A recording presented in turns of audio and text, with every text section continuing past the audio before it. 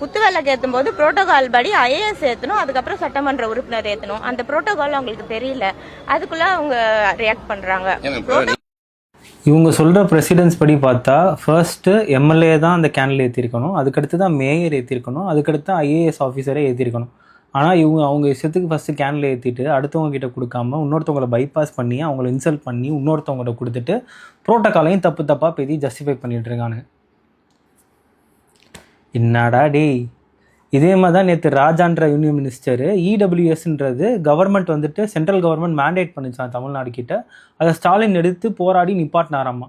இடபிள்யூஎஸ்ன்றது central government இன்ஸ்டிடியூஷன்ஸுக்கு மட்டும்தான் mandatory, state கவர்மெண்ட்டுக்கு it's optional. அவங்க வேணும்னா அதை இம்ப்ளிமெண்ட் பண்ணிக்கலாம், வேணான்னா நெக்லெக்ட் பண்ணிக்கிறான்.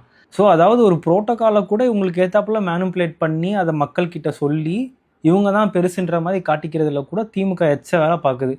இப்படியே கண்டினியூஸாக பண்ணுங்கள், நிறுத்திடாதீங்க. 5 வருஷத்தில் நீங்கள் காணாமவே போயிடுவீங்க. ஆணவத்தில் இருக்கிறவங்க எங்கே வருவாங்கன்னு கடைசியில் தெரியும் மக்களுக்கு.